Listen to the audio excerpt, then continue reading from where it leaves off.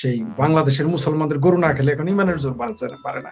বিষয়টা এরকম হয়ে গেছে, মনে হয় যে এটা ইমানের অংশ। আমরা জানি যে কালেমা, নামাজ, রোজা, হজ, যাকাত হচ্ছে ইমানের অংশ, আর যারা জিহাদি হয় তার সাথে জিহাদ যোগ করে 6টা।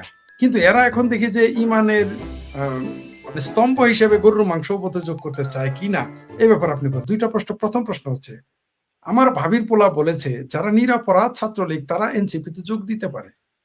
আমি বুইড়া বয়সে আমার ভাবির পোলাদের হাঙ্গা করার সময় নাই, আর এই জোয়ান ছাত্রলীগের কি সময় আছে ভাবির পোলার শাশুড়িকে হাঙ্গা করার জায়গায়? এটা একটা প্রশ্ন। দ্বিতীয় প্রশ্ন হইল, আমাদের লালবদর হয় এক সাংবাদিক বলেছেন যে আওয়ামী লীগকে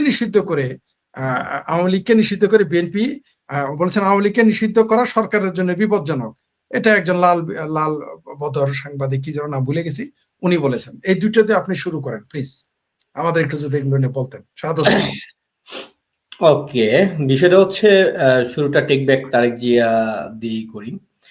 টেক ব্যাক তারেক জিয়ার আমি একটা ছোট ভিডিও একটু আপনাদের সঙ্গে শেয়ার করতে চাই।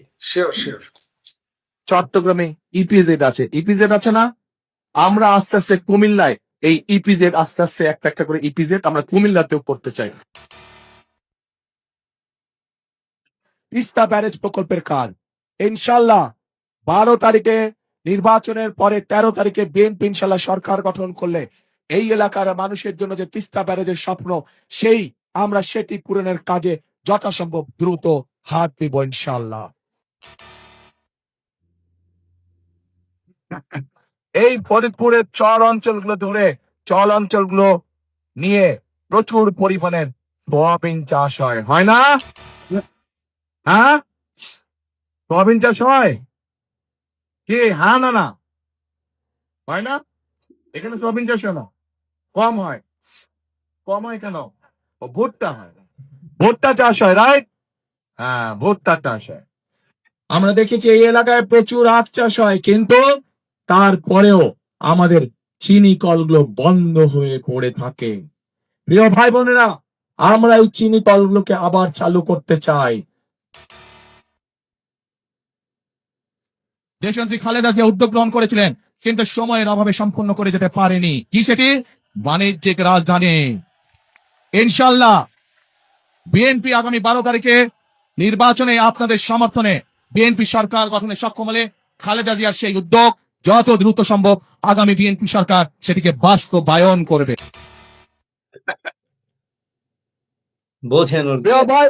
বদরের যুদ্ধ নিশ্চয়ই আপনারা জানেন কম বেশি সবাই। সেই বদরের যুদ্ধে হযরত আয়েশা তার নেতৃত্বে পরিচালিত হয়েছিল, তার নেতৃত্বে যুদ্ধের সকল সরঞ্জামাদি সরবরাহ করা হয়েছিল, তার নেতৃত্বে যুদ্ধে যারা আহত হয়েছিল সেই মানুষগুলোকে নার্সিং দেওয়া হয়েছিল, ট্রিটমেন্ট দেওয়া হয়েছিল।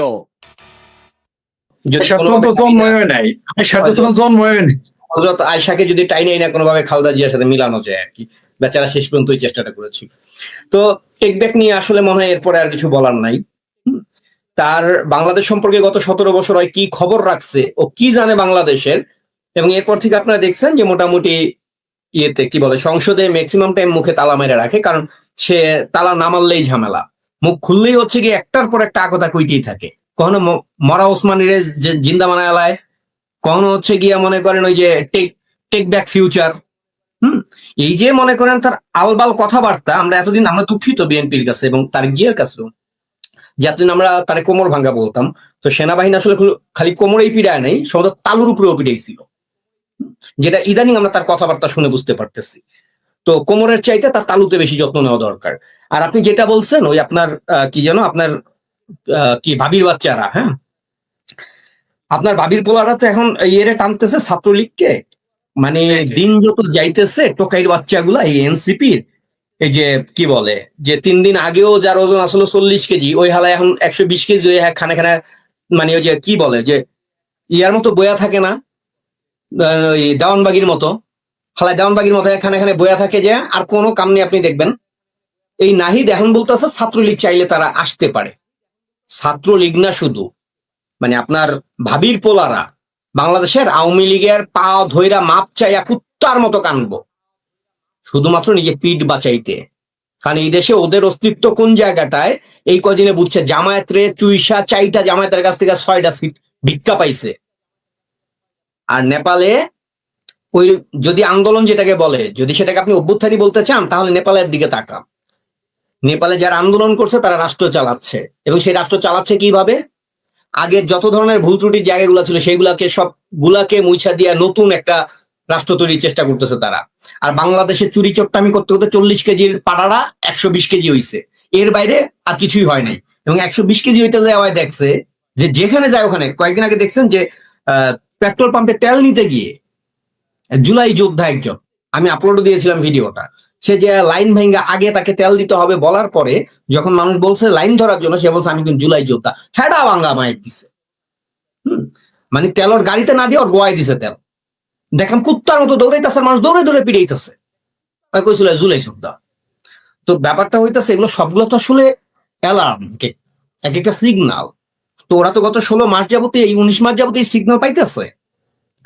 এনসিপি বলেন বা এই টোকাইয়ের বাচ্চাদের গ্রহণযোগ্যতার কথা যদি বলেন, ধরেন মানুষ যতদিন পর্যন্ত ইউনুস না কইছে মেটিকুলাস ডিজাইন, যত সময় পর্যন্ত পাবলিক না মানে আমেরিকার নিউজ পেপারে না আইছে ডিপ স্টেটের ইনভেস্টমেন্ট, যতদিন জামায়াতের নেতা না কইছে যে শেখ হাসিনা একমাত্র আমাদেরকে চিনতে পারছিল, আর কেউ চিনে নাই, পিছনে আমরাই ছিলাম, এটা হাসিনা বুঝছে, আমরা করে বুঝতে দেইনি, এই বয়ানগুলো যতদিন পর্যন্ত মার্কেটে না আইছে, সেটা মনে করেন 5 তারিখের পর থেকে মনে করেন 10-12 অগস্ট পর্যন্ত এই দেশে টোকাইয়ের বাচ্চাগুলো মার খাবে না, এই সিচুয়েশন ছিল বড় জোর 5 তারিখের পর থেকে 10 থেকে 15 দিন।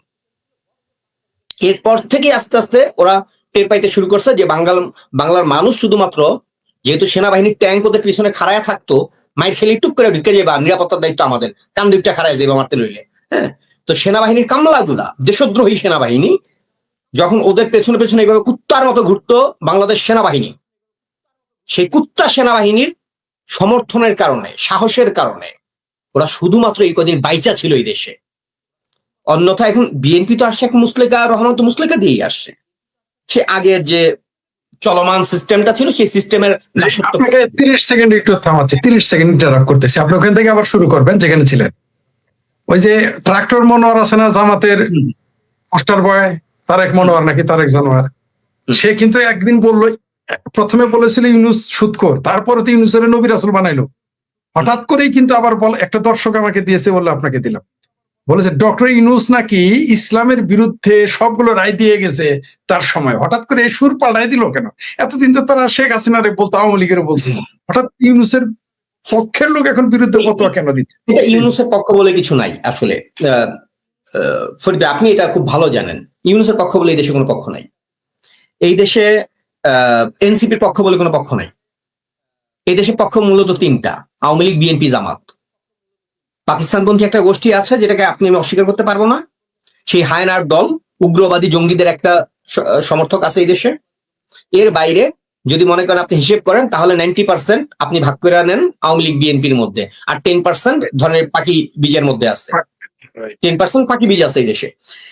মূলত বাংলাদেশ আওয়ামী লীগকে সরাবার জন্য, মানে আমেরিকার সঙ্গে পুরোটা পাকিস্তান, আমেরিকা, তুরস্ক, এই 3টা জায়গার সঙ্গে যারা মানে একটা গ্রুপ হয়েছিল, সেই গ্রুপটা তো আসলে বিএনপি এবং জামাত। এতদিন আপনি মার্কেটে এনসিপি বলে যাদেরকে দেখছেন সমর্থক, যে এনসিপি ডাকলে রাজুতে আসো বললেই দেখতেন যে 10,000 চলে আইছে, এগুলো জামাত বিএনপির কর্মী ভাই, এনসিপি কর্মী এবং বালেতে।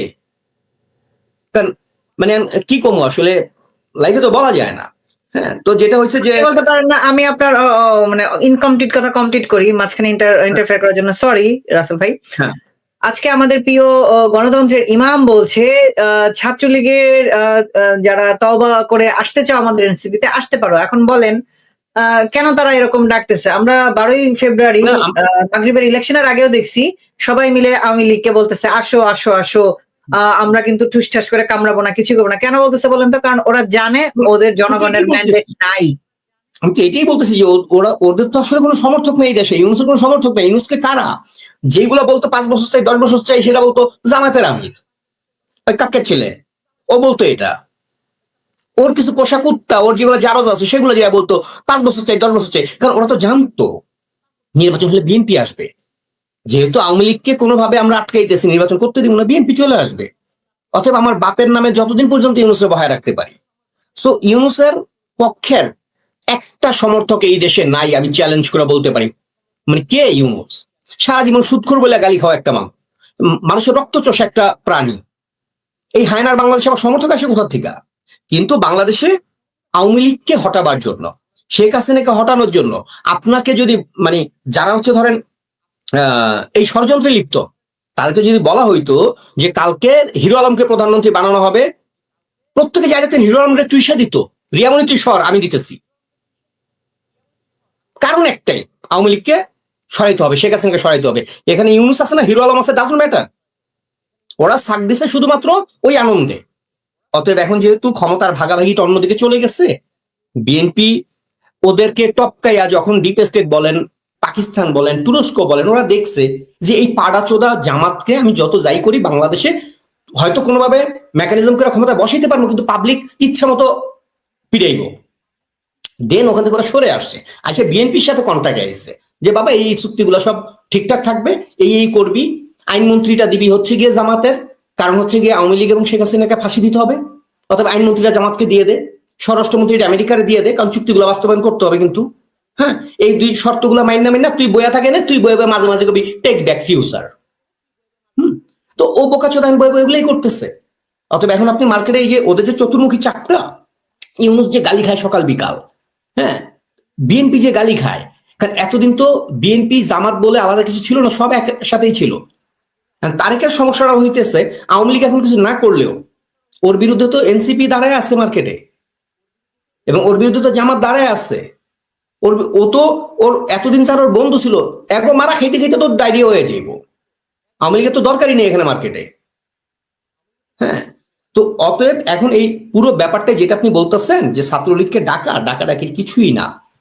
এই এনসিপির নেরিকুত্তাগুলো উত্তেজনায়, বয়স কম তো টাঙ্কেরা খাড়ায় গেছিল, 19 মাসের মধ্যে পড়ে গেছে আবার।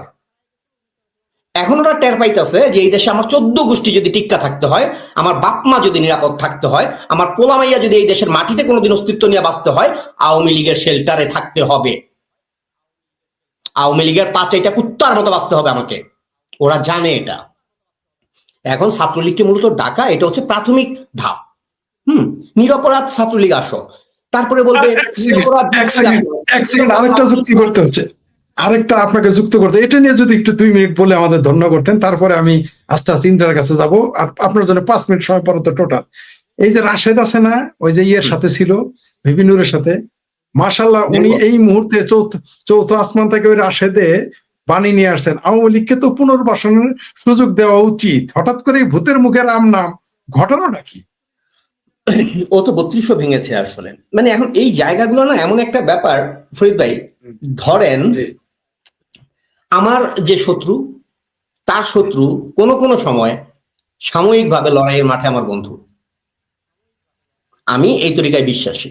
হ্যাঁ, বন্ধু বলতে আমি আমার কোনটা বুঝাচ্ছি? বন্ধু বলতে কি আমি ওইটা বুঝাচ্ছি যে ওর লগে আমি সংসার শেয়ার করবো, আমি আমার বিছানায় লয়ে আমো? না, আমি লাল বাত চুদি না ভাই, আর যাই করি জীবনে পাপ। সো ওইগুলোর লগে আমার সমঝোতা ওই পর্যন্তই যে আচ্ছা ঠিক আছে মিছিল চলতেছে, তুই আমার লগে আইসস, আচ্ছা ঠিক আছে যা পিছনের লাইনে যা, পিছন দিক দিয়ে যা স্লোগান দে। বিষয়টা এই অব্দি। আমতারেক মুক্তিযুদ্ধের পক্ষে যা বলতেছে, আওয়ামী লীগের পক্ষে যা বলতেছে, যেগুলো আমাদের পক্ষে যাচ্ছে, ওই জায়গাটা আমার অবস্থান এটাই। হ্যাঁ, তারেক তুই ভালো করতেছ, যা পিছনে যা স্লোগান দে। তার মানে এটা না যে তারেক কখন সামনে আসবে, তারেক কখন আমার সহযোদ্ধা হবে, সেটা অবশ্যই না। অতএব কেন করতেছে এটা ওর ক্যালকুলেশন, ওইটা মিলাক। আমি শুধুমাত্র আপনাকে একটু নাগেশ্বর নিয়ে কথা বলতে চাই, দুই একটা।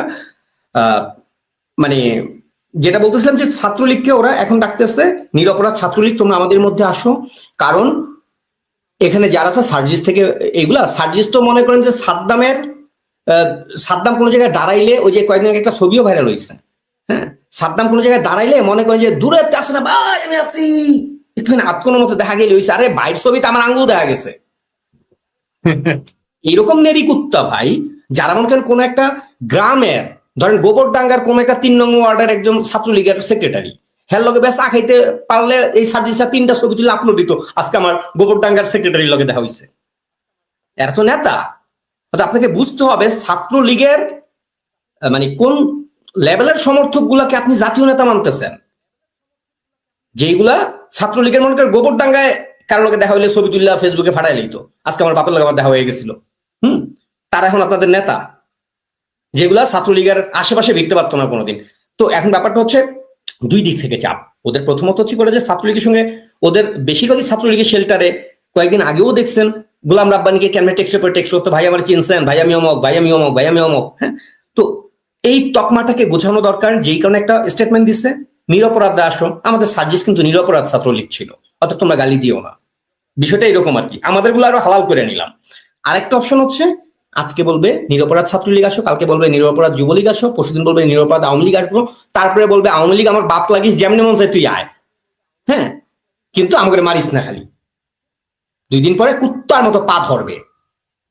শুধু এইটুকু ওদের বাকি আছে। আর কুড়িগ্রামের নাগেশ্বরীতে যেটা হয়েছে, আসলে ইন্দ্রা বলছে অনেকগুলো বিষয়, এটাই মূল কথা। এখানে আপনি দেখবেন এই পুরো ঘটনাটার যে হচ্ছে নেতৃত্ব দিয়েছে তার নাম হচ্ছে ফেরদৌস হাসান কুড়িগ্রামী।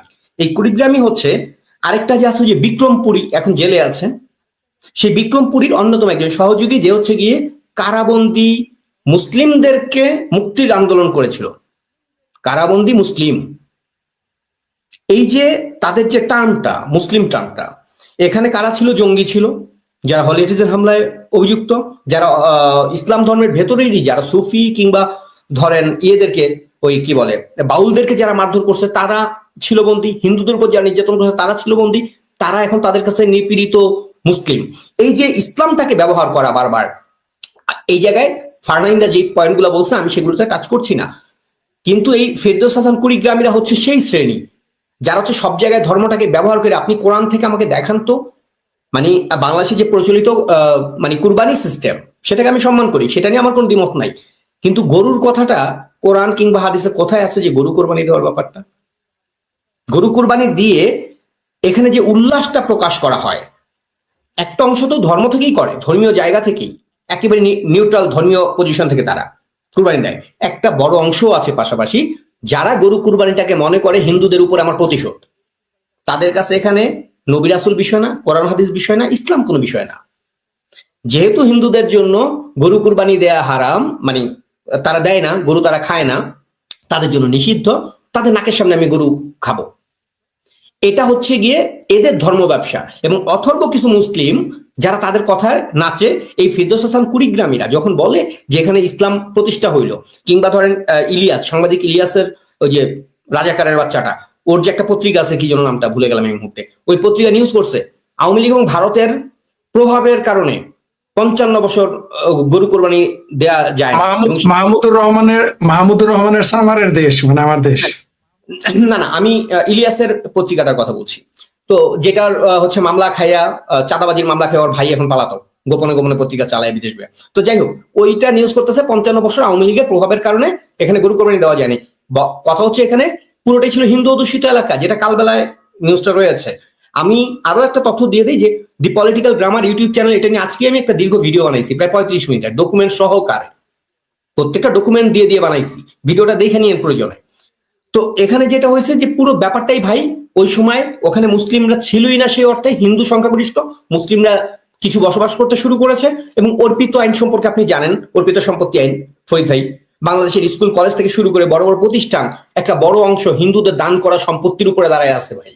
এদেশে হিন্দুদের দান করা সম্পত্তির উপরে দাঁড়ায় আছে এদেশে শিক্ষা ব্যবস্থার একটা বড় অংশ, সেই ব্যাপারটা আলাদা। কিন্তু এই জায়গায় পুরো যেটা হয়েছে, এই ঘটনাটা ঘটানো হয়েছে শুধুমাত্র আওয়ামী লীগ এবং ভারতের উপরে এক ধরনের কি বলে তাদের যে বিদ্বেষ, সেই বিদ্বেষটাকে ঘাটানোর জন্য, আর কিচ্ছু না। এখানে কুরবানি বা জবাই দেওয়া হয় না, কিন্তু 1 কিলোমিটার দূরে আরেকটা বড় বাজার আছে, সেখানে রেগুলার গরুর মাংস বিক্রি করা হয়। এখানে একটা কালী মন্দির আছে, যে কালী মন্দিরের কারণে যখন মুসলমানদেরকে সেখানে দোকান বানানোর জন্য অনুমতি দেয় হিন্দুরা তাদের এলাকায়, তাদের জমিতে, তখন শুধু বলা হয় এখানে কালী মন্দির আছে, এখানে কুরবানি দিও না। এবং তারা সকলে সেই ব্যাপারটা মেনে চলে 55 বছর। তাইলে যেটা 71-এর পরের ঘটনা, সেখানে কিভাবে ভাই আওয়ামী লীগ আসলো, কিভাবে ভারত আসলো এখানে? মাথা মোটা বাচ্চাগুলো একবার চিন্তা করে। হুজুরে কইছে, হুজুরেরা তো ধরে ধরে মাদ্রাসা নিয়ে পুটকিও মারে, হুজুর যেটা কয় হেঁটেই ভাল লাগে। দেখবেন ওদের এটাও ভাল লাগে, ওদের এই বাচ্চা বাচ্চা পোলাপান গুলো যে হুজুর মাদ্রাসায় মারে, এটাও মজা লাগে। হুজুরে মারছে না, পুটকি ঢুক জান্নাত তো যেই অন্তত, বাকি ঢুক যাক আর না যাক। তো বিষয়টা হচ্ছে এরা ন্যূনতম মগজটা খাটায় না ভাই। আওয়ামী লীগ সরকার আসছে, বিএনপি আসছে, বিএনপি জামাত জোট সরকার আসছে, এরশাদ আসছে, জিয়া আসছে, হ্যাঁ, তাহলে যেটা 71-এর পর থেকে যেই রুলসটা চলে আসতেছে একটা গ্রামে, সেটা কিভাবে আওয়ামী লীগ এবং ভারতের ষড়যন্ত্র হয় আমাকে বলেন। তোর বাপ জিয়া যখন আসছে তখন কেন তোরা জবাই দাস নাই? তোর বাপ এরশাদ যখন আসছে তখন কেন জবাই দাস নাই? তোর বাপ জামাত যখন ক্ষমতায় ছিল তখন কেন জবাই দাস নাই? পুরো বিষয়টাই হিন্দু ধ্বংস করবার যে নীল নকশা, সংখ্যালঘু নির্যাতনের যে পায়তারা, এই ফেরদৌস হাসান কুড়িগ্রামী কিংবা বিক্রমপুরী এই অপদার্থ হায়নার দল এই দেশটাকে জঙ্গি একটা রাষ্ট্র বানাবার জন্য, এবং তাদের ওই যে আপনার একটা ভিডিওর সূত্র এটা রানী, যদি আল্লাহ কখনো বলে যে আমি সরাসরি ভারতের পক্ষ নিচ্ছি, ওরা আল্লাহকে কাফের বলে আল্লাহর বিরুদ্ধে যুদ্ধ ঘোষণা করবে। এই শ্রেণীটা হচ্ছে এই এদের ভারত বিদ্বেষটা এই লেভেলের, যে ভারতের বিরুদ্ধে মানে ভারতের পক্ষে আল্লাহ দাঁড়ালে আল্লাহকে ওরা কাফের বলে ঘোষণা করে দেবে। তো এটা পুরোটাই ধর্ম ব্যবসা ভাই। শাহাদাত রাসেল, আমার আরেক ভাবির পোলা বলেছে যে আওয়ামী লীগ নিষিদ্ধ করা উচিত হয় নাই, যদিও কথাগুলো আমরা আবার বলছি, আরেকবার বলি। আবার সাংবাদিক একজন বলেছে যে শেখ হাসিনার অন্যায়ের কারণে তো পুরো আওয়ামী লীগ নিষিদ্ধ করা যায় না। মানে এগুলো কি জামাত, এটি কার নাটক আসলে? এটা এমন তো নয়, এমন তো নয় যে মুসলেকা প্রধানমন্ত্রী এটা আসলে চক্ষু লজ্জা পাইতেছে বলতে যে আওয়ামী লীগ আসেন, মানে এইভাবে বললে বলাইতেছে কি যে যাতে কোনটা সরি, এই ব্যাপারটা হয়েছে কি ফরিদ ভাই, বলেন। বিষয়টা এইরকম যে ধরেন যে সাংবাদিকের কথা আপনি বলছেন লাল হয়েছিল, লাল হওয়ার পরে এখন আবার সে আওয়ামী লীগকে নিষিদ্ধ করার বিরুদ্ধে কথা বলতেছে, আওয়ামী লীগকে রাজনীতি করতে দেওয়া উচিত এই আলাপ করতেছে। এই সাংবাদিকের অবস্থা ওই রকম যে ধরেন জামাই হইতাছে, এই সাংবাদিককে আপনি একজন নারী কল্পনা করেন এবং তার একটা জামাই আছে, তার জামাই হচ্ছে মনে করেন 2-4 মাস পর পরে একবার করে মদ খেতো, মদ খেয়ে বাসায় এলে 2-4টা থাপ্পড় থুপড় মেরা লাইতো, আউলা জাউলা। হ্যাঁ, তো এইটা নিয়ে তার মধ্যে প্রচন্ড ক্ষোভ। এই 3-4 মাস পর পরে একটা থাপড় মারে। তো এ মনে করেন ডিভোর্স দিয়ে দিচ্ছে জামাই এই জিদে, কিন্তু ডিভোর্স দেওয়ার আগে সে খবর নেয় নাই যে তার বাসার যে কেয়ারটেকার আব্দুল সত্তার প্রত্যেকদিন যখন ম্যাডাম সামনে দিয়ে যায় খালি চিন্তা করে যদি মাগিটা আর জামাইটা না থাকতো ওদের ইচ্ছা মতো পাইতাম। আর বাড়ির সামনে যে মনে করেন চার দোকানদার আছে সলিম উদ্দিন, ওর প্রত্যেকদিন বইয়া বইয়া যাইতে দেখলি চিন্তা করে মাগিটা যে জামাই না থাকতো ওদের এখন পাইতাম। আর সামনে মসজিদের যে ধরেন ইমাম আছে, ইমাম চিন্তা করে। এইরকম মনে করেন এলাকায় অন্তত 15-20 জন বইয়া রয়েছিল আর এখন লেগা, কিন্তু হয়তো মনে করেন 3-4 মাসে জামাই একটা থাপ্পড় মারে যদি ডিভোর্স দিয়ে লাইছে।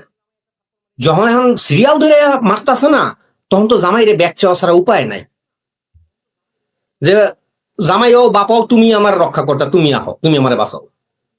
সো লাল বদরদের এই অংশের অবস্থা হচ্ছে এইরকম, এরা আসলে তখন টেরই পায় নাই যে চারদিকে কত মানুষ অত্যাচার হয়েছে করে মারার লেগা। এবং আপনি যার কথা কইছেন সে কয়দিন আগে জেলও খেটে আইছে, এখন আইসে সে টুকুর টুকুর করে এইসব বয়ান দিতেছে। অথচ এরা এমন কোনো অপকর্ম নাই। ডিপ স্টেটের যে পরিকল্পনা ছিল সেই পরিকল্পনা বাস্তবায়নে, জামায়াতের পরিকল্পনা বাস্তবায়নে এরা কাজ করে নাই। কিন্তু এরই আপনি জিজ্ঞেস করেন যে আচ্ছা ঠিক আছে মানলাম তুই ওই সময় ভুল করছিলি, তুই আমার সাথে একটা কথা কত, জামাত বিরোধী দল হবে না, বিএনপি ক্ষমতায় আসবে না, এর বাইরে তুই কি ভাবছিলি? আওয়ামী লীগ গেলে কারা ক্ষমতায় আসবে, এই দেশের নিয়ন্ত্রণ কারা নেবে একটু বলতো। মানে ওই যে বিকল্প করি তো তখন তোকে বিচিতে চাকলাই গিয়ে যেত, আউ করে চিল্লা মেরে উঠতি বিকল্পকে জিগাইলি। তো এখন তো তোকে বিচি রিল্যাক্স। তো এখন একটু উত্তরটা দে যে বিকল্প কারে ভাবছিলি তোরা? কথায় কথায় করতি আমি বিকল্প, আমি বিকল্প, মানে শুনলেই মনে হয় তোর বাপের আর একটা রাজনৈতিক দল আছে মনে হয়, আমরা হয়তো জানি না, আমাদের জ্ঞানের অক্ষমতা। হ্যাঁ, ওর বাপের দল রাজনীতি মানে ক্ষমতায় আয়া পড়ব। তো এইগুলা পুরাটাই হচ্ছে কি ওই সময় মনে করেন একটা ঘোরের মধ্যে ছিল। জামাই 3-4 মাস পরে একটা থাপড় মারে, হ্যাঁ কেমনে তালাক দিন, তালাক দিয়ে বইয়া হয়েছে আর মারা খাইতেছে এলাকাবাসী পুরাটা। সো এদের কথার আপনি কাউন্ট করার কিছু নাই। যেমন ধরেন আমি নিজেই তো এই 5 তারিখের আগে সুশীল সমাজের অংশ ছিলাম। আমার যেই কর্মকাণ্ডগুলো, আমার যেই রাজনৈতিক অবস্থান সেটা একেবারেই সুশীল অবস্থান ছিল। অতএব যারা এই কথা বলতেছে সুশীল, আমি সুশীলতার দোচা বাদ দিয়ে দিছি ভাই 5 তারিখের পরে। এই বাংলাদেশ কোনো নিরপেক্ষ রাষ্ট্র না, এই রাষ্ট্রে কোনো গঠনমূলক আলোচনা করবেন আপনি, সেই রাষ্ট্র এটা না। এই রাষ্ট্রে আপনি ধরেন সাদাকে সাদা বলবেন, কালোকে কালো বলবেন, সেই রাষ্ট্র এটা না। এই রাষ্ট্রে হয় আপনাকে পাকিস্তানপন্থী হায়নাদের পক্ষ নিতে হবে, অন্যথায় আওয়ামী লীগ, একমাত্র আওয়ামী লীগ। যদি মৌলবাদের বিরুদ্ধে কোনো শক্তি বলেন সেটা আওয়ামী লীগ, পাকিস্তানের বিরুদ্ধে কোনো শক্তি বলেন আওয়ামী লীগ, মুক্তিযুদ্ধের পক্ষে কোনো শক্তি বলেন আওয়ামী লীগ, এই দেশের গণতন্ত্র, এই দেশের উন্নয়ন, যে কোনো কিছুর পক্ষে বলেন একমাত্র দল আওয়ামী লীগ। অতএব আমি বলবো যে কোনো ধরনের রাষ্ট্র ধ্বংসের পরিকল্পনার বিরুদ্ধে যদি আপনাকে যেতে হয়, আপনাকে আওয়ামী লীগের সমর্থন করতে হবে। আপনি সরাসরি হন, মৌন হন, যেভাবেই হন, আপনাকে আওয়ামী লীগ সমর্থন করতে হবে। এর বাইরে আপনার হাতে কোনো অপশন নাই। অতএব এখন যারা মিউ মিউ করে আওয়াজ তুলতেছে এগুলো কিছুই না, ওই সুশীল, তার নিরপেক্ষ লেবাস ধরে রাখতে হবে। তাকে আপনি ডিপ স্টেটের দালাল যাতে না বলেন, তাকে যাতে আপনি না বলেন যে তুই সাংবাদিক, তুই তো বেটা প্রথম আলোর যে সিন্ডিকেট, মানে শত শত কোটি টাকা বিলাইছে জুলাইতে তার ভাগিদার, আপনি যাতে বলতে না পারেন। এই প্রথম আলোতে যে আগুন লাগানোর নাটক, এই ব্যাপারটাও পুরোটাই প্রথম আলোর পরিকল্পিত। প্রথম আলো নিজেও জানতো ওই দিন ওর ওখানে কি হবে, কতটুকু হবে, সেটার জন্য কতটুকু ক্ষতিপূরণ পাবে, সরকার কি আদায় করবে, চুক্তিভিত্তিক পুরো কাজগুলাই। অতএব এদের এই নাটক দেখে আপনি বিভ্রান্ত হওয়ার কোনো সুযোগ নাই। তো এই জায়গাটায় আপনাকে আরেকটু একটা তার মানে আজকে অমি পিয়াল ভাই যে পোস্ট দিয়েছে, মানে আপনি লাল লাল বদর পুনর্বাসন কমিটি আপনি করতে দিবেন না, এটাই বলতে চান? না, দেখেন লাল বদরের ইস্যুটা না খুব কমপ্লিকেটেড। এটাকে আপনি একটা বাক্যেই বাতিল করে দিতে পারবেন না, একটা বাক্যে অ্যাকসেপ্ট করে নিতে পারবেন না। ধরেন একেবারে গ্রামের একজন প্রান্তিক নারী, যিনি হয়তো তার প্রতিবেশীর কাছ থেকে কথা শুইনা জুলাইতে মানুষ আহারে লক্ষ লক্ষ পোলাপাইন তো মইরা যাইতেছে দেশে, শেখ হাসিনা নিজে নাকি রাইফেল লইয়া নাইমা লুঙ্গি পইরা গুলি করতেছে সবাই। হ্যাঁ, তো এগুলো তো শুনছে গ্রামের লোক, এবং তারা তো চান্দা সাইডে দেখলেও বিশ্বাস করে লায়। অতএব শেখ হাসিনা লুঙ্গি পরে গুলি করতেছে এটা তো অবিশ্বাসের কিছু হইতেই পারে না। শেখ হাসিনা তো জলজন্ত মানুষ, লুঙ্গি পরতেই পারে শাড়ি হইলা, তারা বিশ্বাস করছে। অতএব তারে আর ইউনুসকে আপনি এক পাল্লায় মারতে পারবেন না, দুইটা ক্যাটাগরি ভিন্ন। ওই ক্যাটাগরি হচ্ছে বোকাচোদা ক্যাটাগরি। ওই ক্যাটাগরিকে আপনি কখনোই আমার সহযোদ্ধা মানবেন না। যারা রাজনীতি জানে না, রাজনীতি বোঝে না, জামায়াতের যে রাজনীতি সেই রাজনীতি জানে না, কিংবা আওয়ামী লীগ সম্পর্কে যাদের কোনো ধারণা নেই, ৭১ সম্পর্কে ধারণা নেই, এই ধরনের অকাট মূর্খচোদা একটা জনগোষ্ঠী এই দেশে অনেক বড়। এদেরকে আপনি পাকিস্তানপন্থীও বলতে পারবেন না, মুক্তিযুদ্ধপন্থী বলতে পারবেন না। এগুলো হচ্ছে স্রোতে ভাষা একটা জনগোষ্ঠী, যারা হোয়াটসঅ্যাপ থেকে মেসেজ দেখে মানে নির্ধারণ করে লায় এই দেশের ইতিহাস কি। ফেসবুকে ধরেন একটা স্ট্যাটাস দেখে বুঝা ফেলায় যে ৭১ সালে তো আসলে জামাত নিষ্পাপ ছিল, বঙ্গবন্ধু তো মূলত সব ক্রিমিনালি করছে। দেশ বেঁচে পাকিস্তান চলে গেছে চিল করতে। হ্যাঁ, পাকিস্তান চলে গেছিল চিল করতে। কারণ ওই ফকিন্নির পোলা তো ওরা জিজ্ঞাসা করেন আপনি 5টা মুক্তিযুদ্ধ রিলেটেড বইয়ের নাম, একটা নাম কইতে পারলে আমি জীবনে অনলাইনে মুখ দেখামু না ভাই, অনলাইনে মুখ দেখামু না জীবনে, আমি মাপ চেয়ে চলে যাবো যদি একটা বইয়ের নাম বলতে পারে। ওই ইতিহাস শিখছে ফেসবুক থেকে।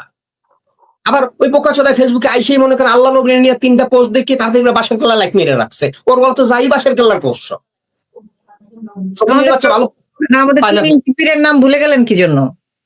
হ্যাঁ, ও তো মনে করেন তাড়াতাড়ি করে যে পিনাকিরে সাবস্ক্রাইব করে রাখছে। পিনাকি কইছে লাইক ফলো সাবস্ক্রাইব ওই করে রাখছে, কারণ ইতিহাস শিখে পিনাকির কাছ থেকে। অর্থাৎ এই শ্রেণীর আকার মূর্খগুলো নিয়ে আমার কিছু বলার নাই ভাই। এইগুলোরে কালকে আপনি 300 টাকা দেন, আপনি শেখ ফরিদ আমার বাপ, মুক্তিযুদ্ধের মহান নেতা, এটা বলে আপনার নামে রাস্তায় স্লোগান দেবে এই ফকির এগুলা। ওরা বাইচেই থাকে এমনি, ওদের অস্তিত্ব টিকায় রাখেন। হ্যাঁ, সো এই অংশকে আপনি বাতিল ধরে রাখেন। এইগুলা কাল আওয়ামী লীগের জন্য ফাইট করবে, বিশ্বাস করেন। ধন্যবাদ। না, হ্যাঁ, আরেকটা হচ্ছে তার জ্ঞান পাপি, যেগুলো টাকা জ্ঞান পাপি, সাংবাদিক যার কথা বললেন, ওদের মতো জ্ঞান পাপিরা যারা আসে এখন আবার ওরা যে সুশীলতার ভাব দিচ্ছে, এটাও ডিজিএফ এর ডিজাইন করা, যে ভাই সরকারের সমালোচনা করার জন্য, আওয়ামী লীগের পক্ষে 2-4টা কথা বলার জন্য লোক দরকার, আমি আন্তর্জাতিক মানে যে মাধ্যমগুলো রয়েছে সেখানে দেখাইতে পারি, দেখো বাংলাদেশে কিন্তু অনেক বাক স্বাধীনতা রয়েছে, আওয়ামী লীগের পক্ষে কিন্তু 2-4টা বোকাচোদার কথা বলে, আমরা কিছু বলি না, তাদেরকে ছেড়ে রাখছি। অতএব এই বাক স্বাধীনতা দেখানোর জন্য এরকম কিছু মানে পেইড ডিপ স্টেট না ডিজিএফআই এর কিছু পেইড সুশীল আপনি সমাজে দেখতে পাবেন। এর মধ্যে বামপন্থী নেতা আছে কতগুলা, আমি আপনাকে ছোট্ট, আমি দুঃখিত আর 2টা মিনিট সময় নিচ্ছি। ডিজিএফ এর মানে নীল খেতে, কচু খেতে ওদের যে নীল রঙের বিল্ডিংটা, সেটা আমি 2-4 বার গেছিলাম। কেন গেছি সেটা আরেক ইতিহাস। একদিন আমি গেছি, যাওয়ার পরে আমি বসে আছি ওয়েটিং এ, মেজর আফিজ ছিলেন সেখানে তখন দায়িত্বে মিডিয়ার। মেজর আফিজের রুমের বাইরে আমি ওয়েটিং এ আছি, মেজর আফিজের রুম থেকে বেরোয় আসলো আপনার জুনায়েদ সাকি বেরোয় চলে গেল। তারপরে আরেকজন নেতা ছিল, তার নামটা আমি না বলছি এখানে, জুনায়েদ সাকি বেরোয় চলে গেল তার রুম থেকে। দেন আমি মিটিং এ ঢুকলাম। আমাকে মেজর আফিজ সরাসরি ওই সময় কথা প্রসঙ্গে আড্ডার মধ্যে বলতেছিল যে এই যে জুনায়েদ সাকি গেল কেন গেছে জানেন? কেন? পেমেন্ট নিতে আসছিল। কিসের পেমেন্ট? আমি বললাম এদের তো সরকারের সঙ্গে পুরোই মারামারি, তো পেমেন্ট আবার কিসের? কয় না, ওই যে প্রেস ক্লাবের সামনে মিছিল করে, মিটিং করে, আন্দোলন করে, সরকারের বিরুদ্ধে গুলো টাকা কই পায়, ওকে ব্যানারের টাকাটা তো আমাকে দিতে হয়।